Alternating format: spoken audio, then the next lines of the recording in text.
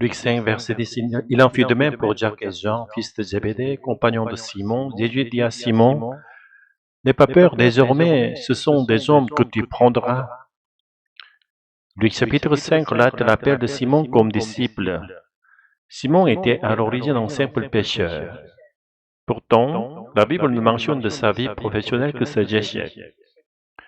2 nuits sans avoir pris un seul poisson et une fois où il a failli perdre la vie dans une tempête.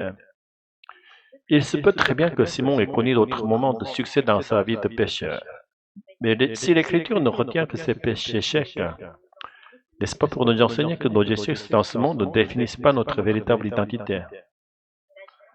Imaginons que Simon ait connu un grand succès dans la pêche. Aurait-il tout abandonné pour suivre Jésus? Plus tard, nous le voyons se vanter de son engagement et interroger Jésus sur la récompense qu'il recevra comme si son mérite était mesurable. Cela se passe lors de la rencontre avec le jeune homme riche. Celui-ci, incapable de renoncer à ses biens, repart attristé. Et Jésus affirme alors qu'il est plus difficile pour un riche d'entrer dans le royaume des cieux que pour un chameau de passer par le chat d'une aiguille. À ce moment-là, Simon-Pierre se distingue du jeune homme en rappelant qu'il a tout quitté. Jésus lui promet alors une récompense, mais précise aussitôt que suivre le Christ est toujours le fruit de la grâce de Dieu et non de l'effort humain. Dans Luc 5, nous découvrons que l'échec de Pierre n'était pas un hasard.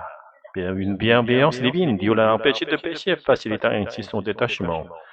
Après une nuit sans rien prendre, Jésus lui fait vivre une pêche miraculeuse au point de remplir son propre bateau et celui de ses compagnons. Pierre ne peut alors que reconnaître l'autorité divine de Jésus.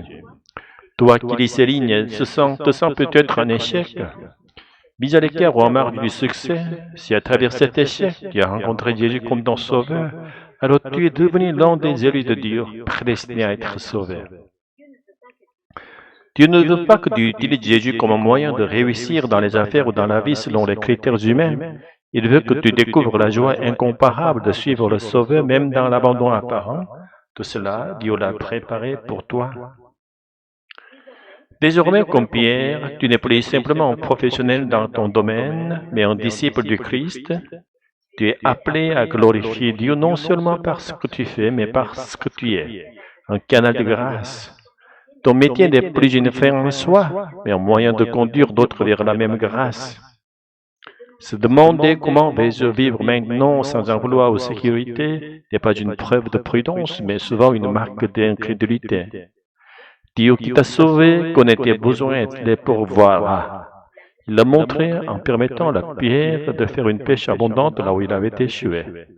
Dieu est descendu jusqu'à son niveau, a tout préparé avec soin et l'a appelé.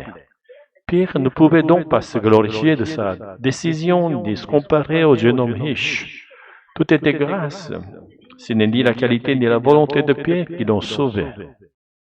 Seigneur, tu as orchestré les circonstances pour que nous puissions accepter ton appel. Ce n'est pas par notre force ni par notre mérite, mais par ta grâce que nous sommes sauvés. Reçois notre louange et notre reconnaissance. Tu nous as fait comprendre que nous n'étions ni riches ni forts, mais pauvres et malades spirituellement. Tu nous as revêtus de la justice du Saint-Esprit.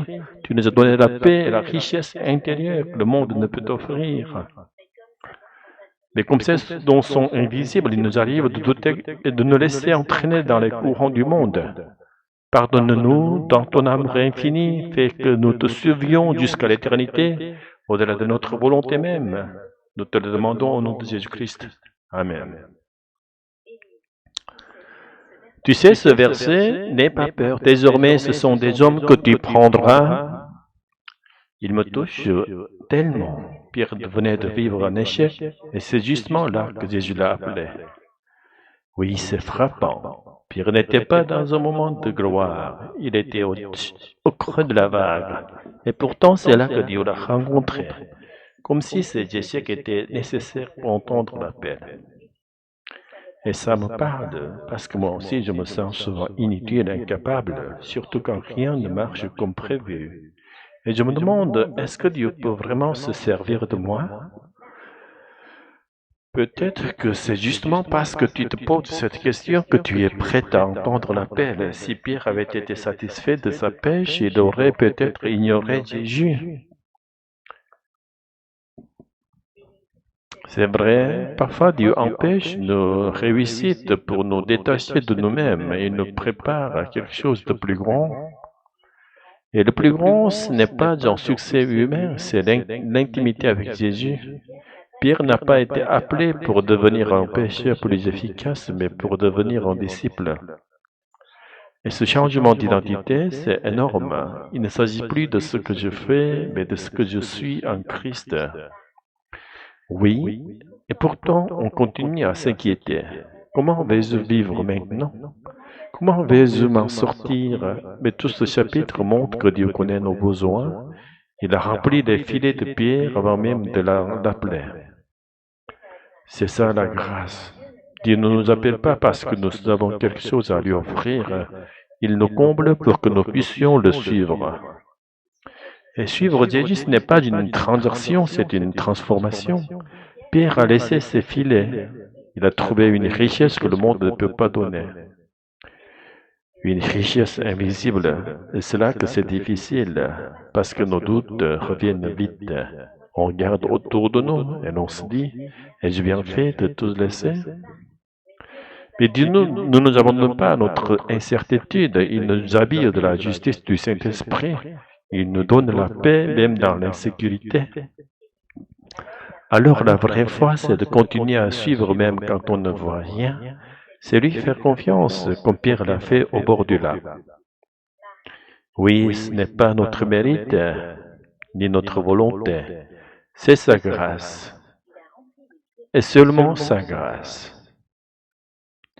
Seigneur, fais que je te suive jusqu'au bout. Même si je n'en ai pas la force, conduis-moi au-delà de moi-même. Amen. Tu nous appelles dans nos échecs pour nous donner une vie nouvelle. Tout est grâce. Merci Seigneur Jésus. Garde-nous près de toi.